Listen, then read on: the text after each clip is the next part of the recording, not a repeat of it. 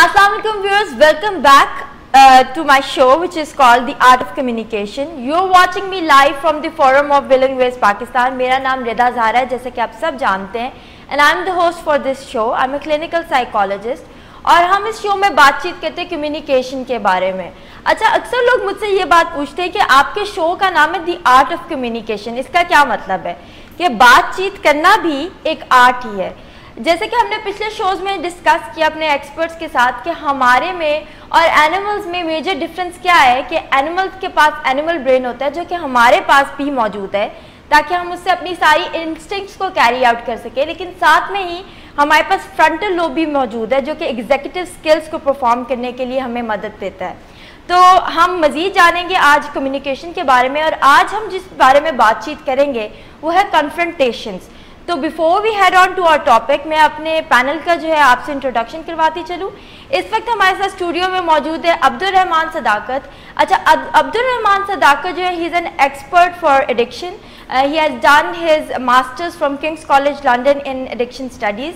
बहुत सारे इन्होंने कोर्सेज और बहुत सारे इन्होंने स्किल्ड प्रोग्राम्स किए हैं अब्रॉड से, यूएस से, और साथ में बहुत सारे प्लेटफॉर्म्स के ऊपर एडिक्शन को इन जनरल जितने भी प्रॉब्लम्स हैं उनको ख़त्म करने में लोगों की हेल्प करते हैं।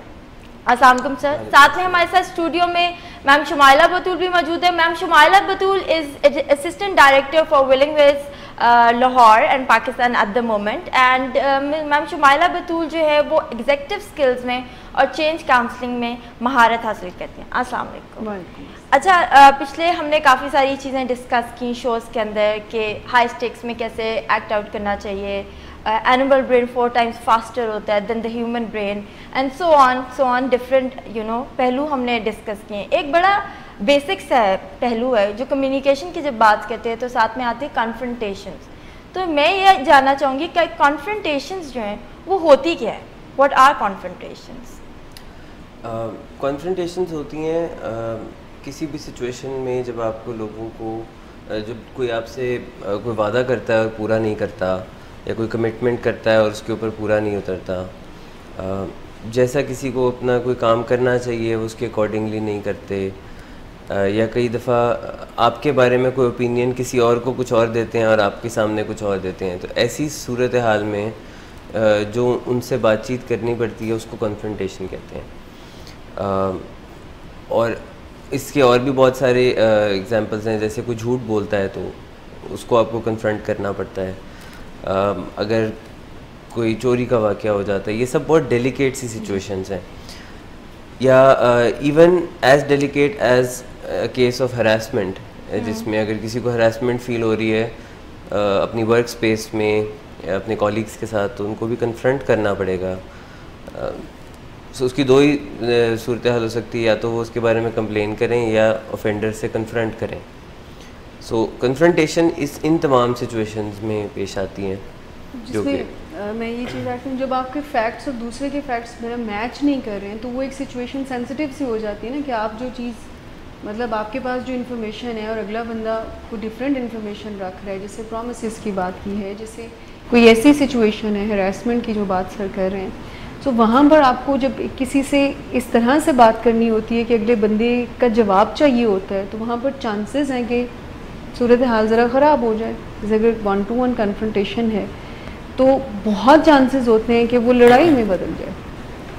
सो आज के टॉपिक में हम ये इस चीज़ को कवर करेंगे कि जब आपको ऐसी सिचुएशंस का सामना है, जब कोई डेडलाइन को मीट नहीं कर रहा है, जब कोई बार बार अपना वादा तोड़ रहा है, जब कोई एक दफ़ा बात करके दूसरी दफ़ा बात करके यानी आपको ज़रा मुश्किल टाइम दे रहा है, जो कि फॉलो नहीं करता स्ट्रक्चर को, तो उनसे अकाउंटेबिलिटी कैसे ली जाए। इनफैक्ट अकाउंटेबिलिटी को हम कैसे बहुत सेफ बनाएं, तो उस बारे में आज की जो है वो हमारी बातचीत। ये सिंपल से सिंपल और टफ से टफ सिचुएशंस में हो सकता है। आप ग्रोसरी करें और आपके उसमें कोई चीज़ ख़राब आ जाए, एक्सपायरी डेट का इशू हो, कुछ भी हो, तो आप शॉप पे जाके जो वापस बातचीत करेंगे वो कन्फ्रंटेशन है। ये एक सिंपल सी एग्जांपल है, लेकिन बड़ी से बड़ी एग्जांपल्स जहाँ पे कई दफ़ा ऑफिस में या होम स्पेस में कॉलीग्स अगर आप देखें कि कोई एक है जो आपकी अपनी असाइनमेंट्स छोड़ के आप पे डाली जाता है, आपको वहाँ पे उसे कन्फ्रंट करना पड़ेगा कि जब कोई ज़रूरी काम आता है वो ज़रूरी काम के टाइम पे गायब हो जाता है। या कोई हर दफ़ा काम ना करने का सेम एक्सक्यूज़ बना रहा होता है तो आपको वहाँ कन्फ्रंट करना पड़ सकता है। सो वेरी करता है इसकी कि वो कितना ज़्यादा सीरियस सिचुएशन है, लेकिन ये इजी से इजी और मुश्किल से मुश्किल सिचुएशंस में फॉल करता है। इवन समटाइम बच्चों को पेरेंट्स को कन्फ्रंट करना पड़ता है बट वो नहीं कर पाते हैं, मतलब मुश्किल हो जाती है वो कॉन्वर्सेशन। वो बच्चे सुनने के मूड में समटाइम नहीं होते, पेरेंट्स कहने की स्टेट में नहीं होते हैं, वो ज़रा ज़्यादा हाइपर होकर या बहुत ज़्यादा एग्रेसिव वे में समटाइम बात कर जाते हैं। अकाउंटेबिलिटी नाम से ही ज़रा ज़हन में ही आता है कि कुछ ना कुछ तो ज़रा प्रॉब्लम होगी ना, कि जब हम किसी की अकाउंटेबिलिटी असल में गलत बयानी करना आज के ज़माने में काफ़ी ज़्यादा कॉमन चीज़ है। सो झूठ बहुत से लोग बड़ा फ्रीली बोलते हैं, कई दफ़ा उसको वो झूठ समझते भी नहीं है। तो वो मैं इसको इसके लिए एक थोड़ा सा ईजियर वर्ड यूज़ करूँ तो गलत बयानी कह लें, ये बड़ी कॉमन प्रैक्टिस है। तो जब ये हद से ज़्यादा बढ़ जाती है या ये रेपिटेशन में होती है आपके साथ, तो उस सिचुएशन में आपको कन्फ्रंटेशन के अलावा कोई और हल नहीं है। तो आज इसमें हम इसी चीज़ पे बात करना चाहेंगे। कन्फ्रंटेशन जो कि इतनी कॉमन चीज़ है करने के लिए हमें ज़रूरी है, उसे ठीक से कैसे कर सकते हैं। मैं आपसे यही पूछना चाहूँगी कि अगर आपको याद हो, हमने अर्लियर शोज़ में एक बात की थी कि जब कोई बात हीटेड मूवमेंट में हो तो बेस्ट वे ये है कि आप उसमें सेफ एग्जिट ले लें फॉर योर सेफ्टी। लेकिन कन्फ्रंटेशन जो है, इसमें भी जिस तरह मुझे ये मालूम पड़ रहा है कि उसमें स्टेक्स हाई होते हैं, तो उसमें आप कैसे कन्फ्रंट करें और उसमें आप सेफ एग्जिट भी ना लें, ऐसे कैसे हो सकता है? कन्फ्रंटेशन में अक्सर स्टेक्स इतने हाई नहीं होते जितने इमोशन स्ट्रांग होते हैं कन्फ्रंटेशन में, क्योंकि जब आप किसी पे कुछ इल्ज़ाम लगाते हैं, कोई ब्लेम कर रहे हैं आप उसको, तो वो बहुत ज़्यादा डिफेंसिव हो सकता है, एक शर्मिंदगी सी की फीलिंग हो जाती है। अगर कसूर किया है तब भी और नहीं किया है तब भी, तो अगर आप किसी पे ब्लेम जब भी करते हैं, कन्फ्रंट करते हैं, तो वो डिफेंसिव हो जाते हैं, उनके इमोशन स्ट्रांग हो जाते हैं, जिसके नतीजे में कई दफ़ा लोग खामोशी इख्तियार कर लेते हैं और कभी कभी वो अटैक करने की तरफ आ जाते हैं आपके ऊपर। सो इसको सेफ बनाने के लिए काफ़ी सारे स्टेप्स हैं जो लिए जा सकते हैं, जो कि हम ग्रेजुअली एक्सप्लेन करते हैं कि जब भी किसी को कन्फ्रंट करना है तो उसको कन्फ्रंट करने के लिए डायरेक्ट इल्ज़ामात की बौछार नहीं कर देनी चाहिए, बल्कि आपको कोई जो आपके सामने कोई फैक्ट्स हैं, जो आपके सामने जिस वजूहात की बिना पर आपने ये शक किया, आप वो वजूहात पहले बताते हैं। सही। पहले आप वो रीज़न्स बताते हैं कि आप जो सोच रहे हैं वो क्यों सोच रहे हैं, और फिर अपना कंक्लूजन उनको बाद में बताते हैं। सो इससे एक तो ये हो जाता है कि उनको डायरेक्टली ये नहीं लगता कि आप उन पर ब्लेम कर रहे हैं। मिसाल के तौर पे अगर मैं अपने ऑफिस में से निकल के बाहर जाता हूँ थोड़ी देर के लिए और मैं वापस आता हूँ, अपने डेस्क पे कोई चीज़ मैं छोड़ के गया था जो अब वहाँ पे मौजूद नहीं है, सो ऐसे में मैं किस को कन्फ्रंट करूँ? जाहिर है जो ऑफिस के बाहर इमीडिएटली जो करीब में लोग बैठे हुए हैं, लेकिन कन्फ्रंट करने के लिए मुझे बाकायदा तौर पे फैक्ट्स इकट्ठे करने पड़ेंगे पहले कि क्या इनके अलावा कोई मेरे ऑफिस में आया था या नहीं आया था, क्या कोई पॉसिबिलिटी है कि मैं ही तो नहीं वो चीज़ उठा के बाहर ले गया था, क्या कोई और मुमकिन सूरत हाल है कि वो कहीं चीज़ इधर उधर हो सकती है। जब मैं सारा कुछ चेक कर लेता हूँ और फैक्ट्स कलेक्ट कर लूँ, अब मैं मुतल्लिका लोगों को कन्फ्रंट कर सकता हूँ कि इतनी देर के लिए अगर मैं मौजूद नहीं था, वो मेरी ख़ास जो भी चीज़ थी वो वहाँ पड़ी हुई थी, कोई और आया गया नहीं तो कहाँ है। ये एक तरीका होता है कि आप पहले फैक्ट्स बताते हैं, उसके बाद आप कहते हैं कि जहाँ तक मेरा ख्याल है, मुझे ऐसा लगता है कि किसी से लापरवाही से आप में से इधर उधर हो गई ये चीज़। तो एक तरह से सेफ फील कराना अपने ओपोनेंट को, बिकॉज एम ये होता है कि हम उस कन्फ्रंटेशन में से कुछ पॉजिटिव निकालें, ना कि सिर्फ अपना एंगर डिस्प्लेस करें। और ये बात बहुत याद रखने वाली होती है, मतलब जो भी कन्फ्रंट कर रहा है तो उसको इस बात को, यानी इसी वजह से इसको हम सीखने की बात कर रहे हैं कि जब भी आप किसी को कन्फ्रंट करेंगे तो इसका मतलब है कि चांसेस हैं कि वो डिफेंसिव भी होगा और वो गुस्सा भी कर जाएगा। आपने अपने इमोशंस को इन कंट्रोल रखना है कि आपके इमोशंस उससे कंटेजियस ना हो जाए, मतलब आप ना हिट हो जाए। अगर वो कोई बात आपको ऐसे करेंगे कि आप मुझ पर इल्ज़ाम लगा रहे हैं, अगर आप किसी को कन्फ्रंट करते हैं, सो अगर वो आपको वापस ये कहते हैं कि जी आप मुझ पर इल्ज़ाम लगा रहे हैं, तो इसका मतलब ये है कि आपको फिर वो एक्सप्लेनेशन देनी पड़ जाएंगी कि नहीं नहीं मैं इल्ज़ाम नहीं लगा रहे हैं, ऑल दैट। सो इसीलिए पूरा यानी प्रिपेयर करके हमें, यानी फैक्ट्स की जो सर ने बात की है, तो पूरे फैक्ट्स को इस तरह से डिलीवर करना है कि अगला बंदा डिफेंसिव ना, और उसको ये भी ना लगे कि कोई हम अपना पॉइंट ऑफ व्यू कोई फोर्स कर रहे हैं। सो सेफ्टी को मेक श्योर करना बहुत ज़रूरी है confrontation. How to unfold truth? असल में जब भी आप किसी को कन्फ्रंट करने की तरफ जाते हैं या आप ट्रूथ नहीं जानते, there is a 50% probability that the other person is lying or telling the truth. और 50% प्रोबेबिलिटी को अनफोल्ड करने के लिए आपको फिर वही मैं कहूँगा एक स्टेप बाय स्टेप प्रोसेस से चलना है। सबसे पहले आपको अपना होमवर्क करने की ज़रूरत है। तो ये नहीं कि आपको शक हुआ और आपको खुद पे इतना यकीन है कि आप उस शक को लेके जाके तो एक बहस मुबाहिसा शुरू कर दें। सबसे पहले आपको अपना होमवर्क करना है कि क्या कोई और पॉसिबिलिटी हो सकती है। फिर उसके बाद आपको प्रैक्टिस करनी है कि ये बात किस तरह से की जाएगी जिसमें दूसरे की रिस्पेक्ट मेंटेन करना is the most important thing, और जो कि लोग नहीं करते, जो कि लोग बिल्कुल नहीं करते। बल्कि कन्फ्रंटेशन में तो लोग समझते हैं कि ये ठीक काम है कि उनकी रिस्पेक्ट ना की जाए क्योंकि उन्होंने गलत काम किया है। बट जब तक साबित नहीं हो जाता या जब तक वो मान नहीं जाते तब तक ये बात फॉर श्योर नहीं है कि उन्होंने गलत काम किया है। तो तब तक तो उनको आपको वो प्रॉपर रिस्पेक्ट देनी पड़ेगी।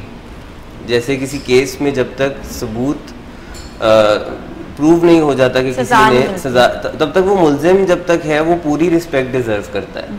जब तक कोई मुजरिम नहीं हो जाता वो पूरी प्रॉपर एक नॉर्मल बंदे की रिस्पेक्ट डिजर्व करता है। सो आप उनके साथ सबसे पहले होमवर्क किया, फिर आप अपने फैक्ट्स कलेक्ट करते हैं, फिर आप अपनी कन्वर्सेशन प्रैक्टिस करते हैं, और चौथे नंबर पे है कि आप रिस्पेक्ट मेंटेन करते हुए उनसे ये सारी बातचीत करें।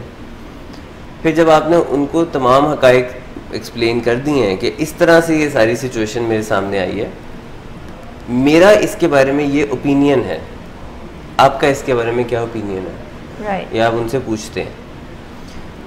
और ये बड़ा इंपॉर्टेंट वर्ड है कि मेरा ये ओपिनियन है, मेरी ये जजमेंट नहीं है। मुझे टेंटेटिवली बात करने की जरूरत है। Choice of words is very important. Choice of words, safety जो मेक श्योर करनी है हमने। सो टेंटेटिव बात करना इसी को कहते हैं कि मेरा ये अंदाज़ा है, क्योंकि असल में वो मेरा अंदाज़ा ही है, वो फॉर श्योर बात नहीं है। तो मैं उनसे कहूँगा कि मेरा ये अंदाज़ा है कि ये इस तरह हुआ है, ये सारे फैक्ट्स आपके सामने रखे हुए हैं, तो आपका क्या ख्याल है ऐसी सिचुएशन में और क्या पॉसिबल है। और फिर आखिर में जो सबसे अहम चीज़ है कि आप उनको इनकरेज करते हैं सच बताने के लिए, और सच बताने पे आप कह सकते हैं कि हाँ कोई इसके कॉन्सिक्वेंसेस नहीं होंगे या कोई रिपरकशंस नहीं होंगे, तो लोग मोटिवेट होते हैं आपको ऑनेस्ट ओपिनियन देने के बारे में। ठीक, इसमें जैसे हम बहुत एहतियात से ये कॉन्वर्सेशन करते हैं ताकि चीज़ें सॉल्व होने की बजाय, मसला हल होने की बजाय ख़राब ना हो जाए। ये जो वर्ड्स की सिलेक्शन है, ये जो अपने इमोशंस को मैनेज करने की बात है कि एट दैट टाइम आपने कहा कि इसका कोई सेफ़ एग्ज़िट नहीं होता। इसका मतलब ये है कि हमें पहले से ही बहुत ज़्यादा प्रिपेयर करके ही इस ऐसी कॉन्वर्सेशंस को करना चाहिए।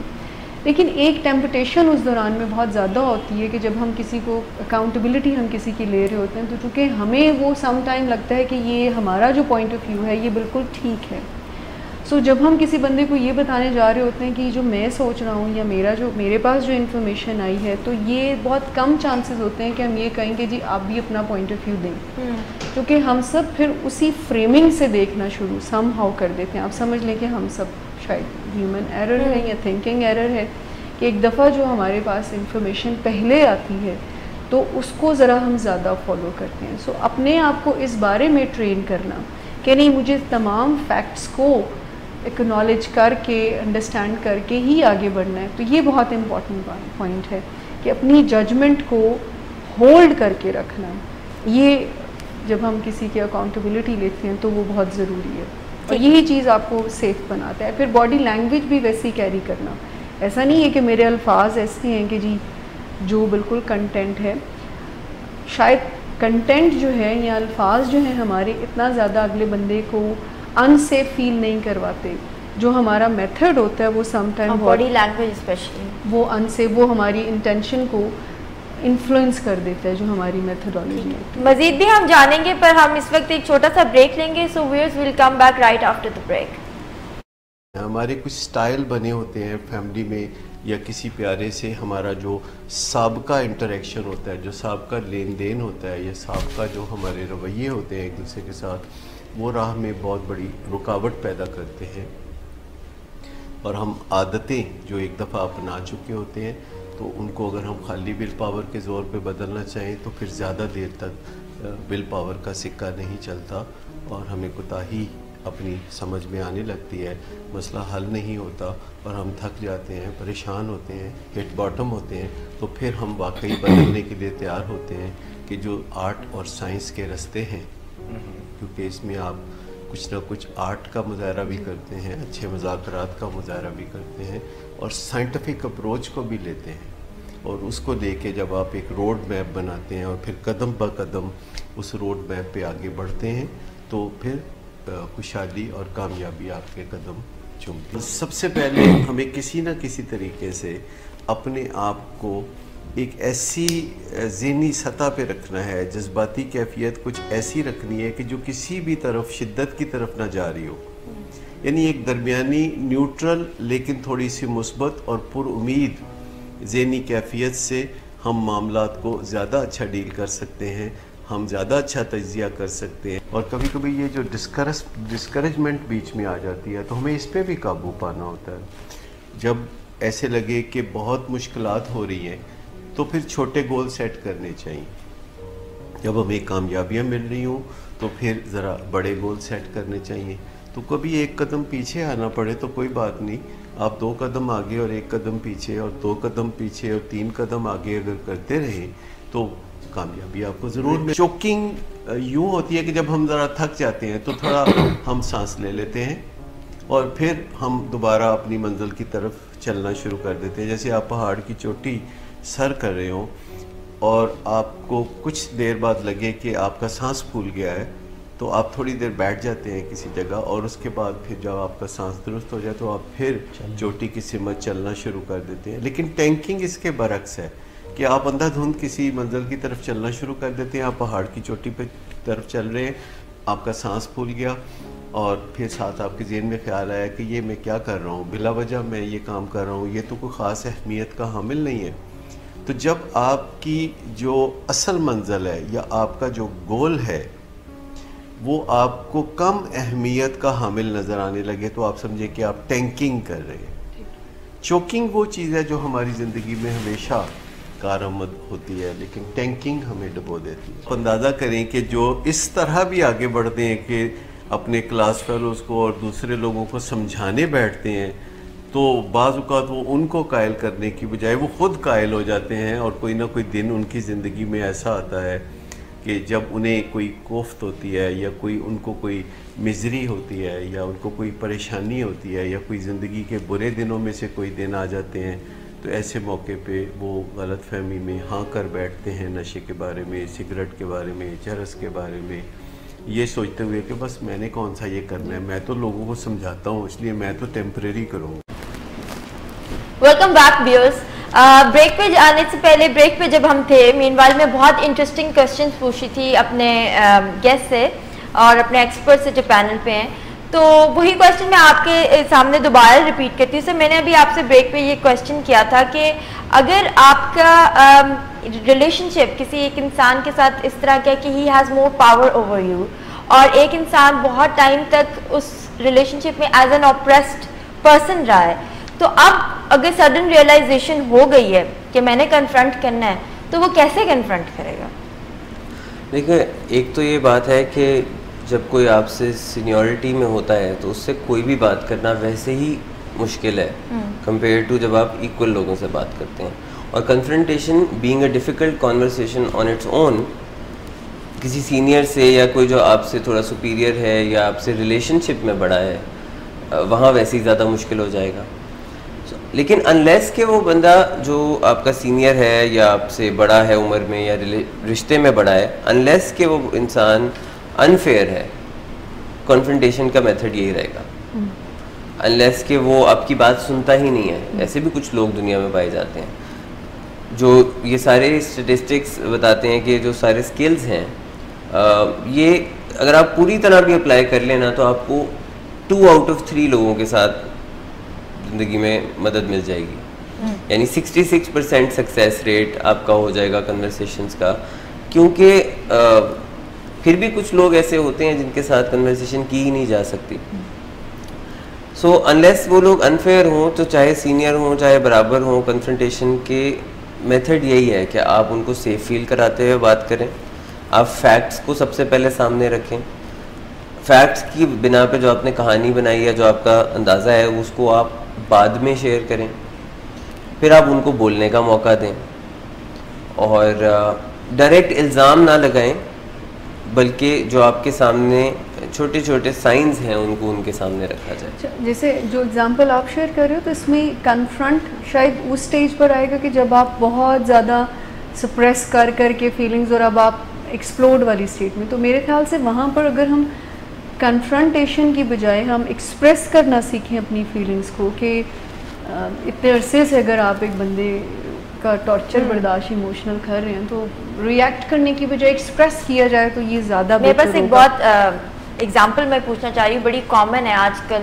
हस्बैंड और वाइफ में फिडेलिटी का जो ये प्रॉब्लम इशू है आजकल बहुत, which is one of the most common problem, इसमें क्या कन्फ्रंटेशन की जा सकती है? देखिए, फिर से जो आपने एग्जांपल दिया, ये इस किस्म की एग्जांपल है जिसमें लोगों के अंदर सब्र नहीं होता। जब उनको पहला ही कोई छोटा मोटा फैक्ट, छोटा मोटा कोई साइन नजर आता है, तो वो वहीं पे कन्फ्रंटेशन की तरफ चले जाते हैं, ऑब्वियस बहुत हो जाते हैं कि ये ऐसे ही है, शक की बुनियाद पे, और उसकी बिना पे अपना बिहेवियर भी चेंज कर लेते हैं, अपने सारे तौर तरीके बदल जाते हैं।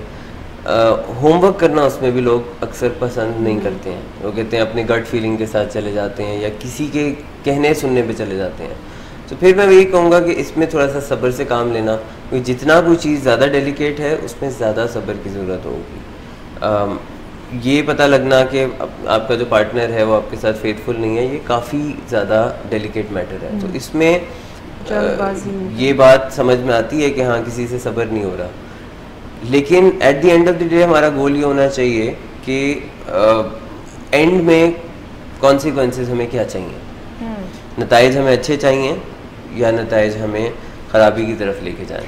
और इसमें भी हमारा वांट बहुत मैटर करता है। यानी जो एग्जांपल आपने दी है, तो आपका वांट बहुत क्लियर होना चाहिए कि क्या हम वाकई में अगले बंदे को ये डिसाइड कर चुके हैं कि इसने वाकई में ही कोई प्रॉब्लम क्रिएट की है और इसमें कोई ऐसा इनफिडेलिटी के इश्यूज वाकई एग्जिस्ट करते हैं, या आप एक क्लियर करना चाह रहे हो, एक जो रिलेशनशिप में एक खलासी आ गई है उसको फिल करना चाह रहे हो। आपका वांट क्या है? क्या रिलेशनशिप को बेहतर करना है या अगले बंदे को ये बताना है कि तुम गलत हो और मैं ठीक हूँ? असल में कितने फीसद लोग आपके इर्द गिर्द आप देखते हैं जो अंदाजे से बात करते हैं, मेजॉरिटी कह रहे होते हैं ऐसा ही हो जाएगा, मुझे पता है ऐसा ही होगा, मुझे पता है ऐसा ही होगा। इवन एक ऐसी चीज़ जैसे आजकल इलेक्शन आने वाली हैं, तो लोग उसके नताइज के बारे में भी अंदाज़ा नहीं लगाते, लोग कहते हैं मुझे पता है ऐसा ही हो जाएगा।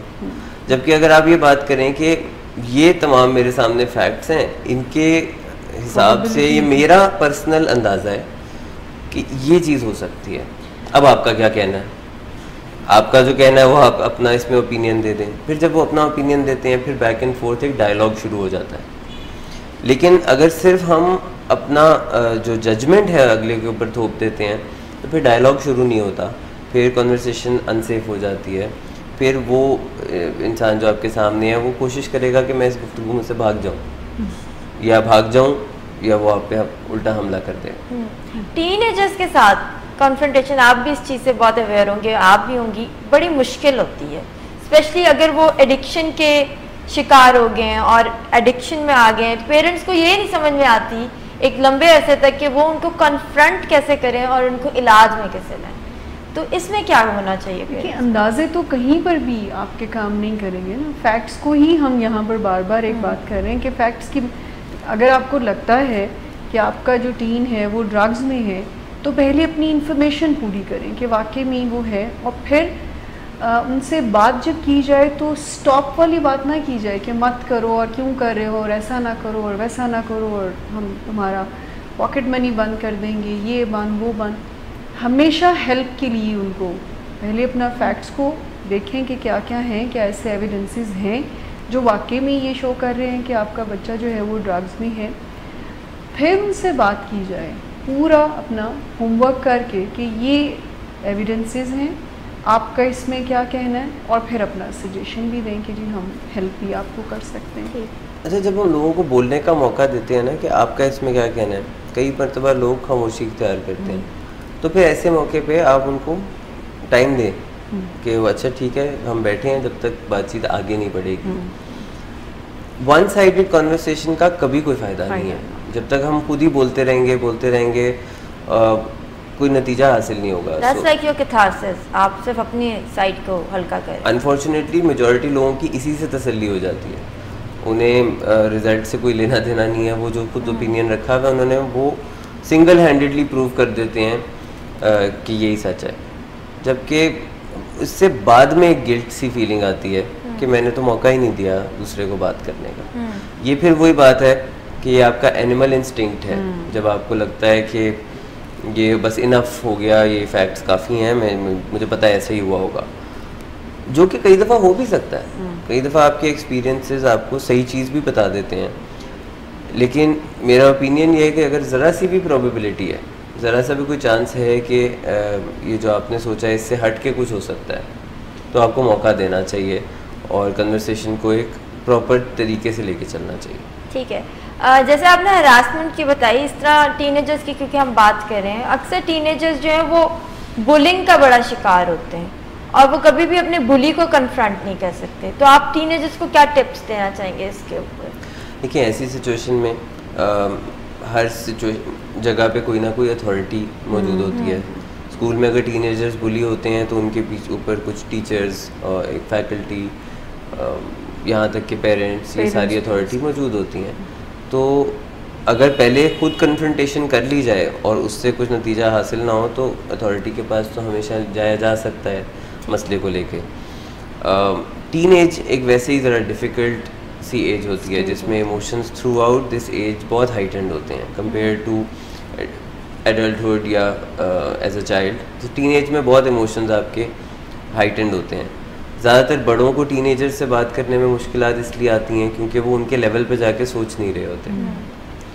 हालांकि हम खुद उसी स्टेज से कभी ना कभी गुजरे हैं, तो अगर हम अपने पास्ट को याद करते हुए एम्पैथी दिखाते हुए उनके लेवल पे जाके सोचें तो थोड़ा सा मसला आसान हो जाता है। पूरी तरह तो नहीं, लेकिन थोड़ा सा हो जाता है और आपको उनका पॉइंट ऑफ व्यू समझ आने लगता है।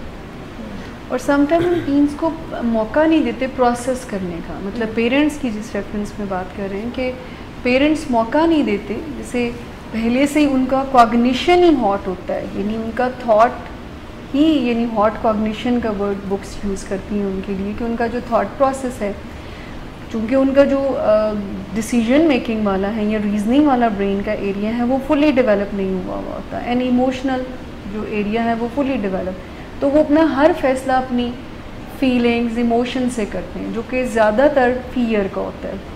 सो जब भी कोई, इवन टीन नहीं, कोई भी एडल्ट अगर फियर को फील करता है किसी की कॉन्वर्सेशन में, तो वो कभी भी आपको डिज़ायर्ड रिजल्ट नहीं मिल सकते हैं। सो सेफ्टी को मैयर करना ये बहुत ज़रूरी होता है, चाहे आप टीन से बात कर रहे हैं, अपने पार्टनर से बात कर रहे हैं, चाहे किसी एम्प्लॉय से बात कर रहे हैं, किसी फ्रेंड से बात कर रहे हैं। ये फील अगले को ज़रूर दें आपकी बातचीत के कोई ऐसी कोई सज़ा सुनाने वाली स्टेट में हम उनको बात नहीं कर रहे हैं। एक कॉन्सेप्ट है, एक पॉइंट ऑफ व्यू है जिसके बारे में हम फैक्ट्स की बुनियाद पर किसी कंक्लूजन पर जाना चाह रहे हैं। सही। देखिए, majority of the time confrontation के स्टेप्स फॉलो करते हुए आपका काम हो जाता है, लेकिन अगर कुछ लोग ऐसे हैं मौजूद जो बिल्कुल नामुनासिब या इंसाफ करने वाले नहीं हैं या आपकी बिल्कुल बात नहीं सुनते, तो ऐसे मौके पे फिर आप कोशिश करते हैं कोई थर्ड या फोर्थ पर्सन को इन्वॉल्व कर लें।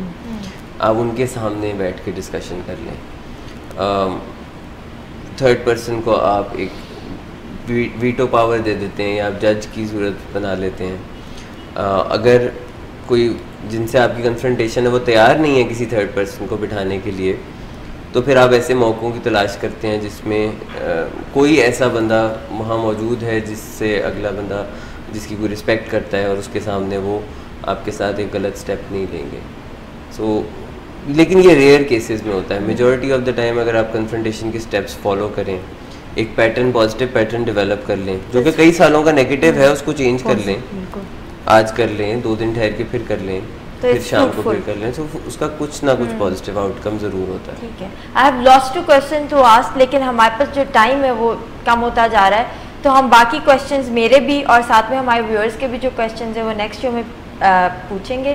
सो viewers, if you have liked our show please do like it, share it, और आपके जो भी क्वेश्चंस हैं आप हम तक रीच आउट कर सकते हैं इनबॉक्स के थ्रू, कमेंट्स के थ्रू। आपसे नेक्स्ट मुलाकात होगी, तब तक के लिए अल्लाह हाफिज़।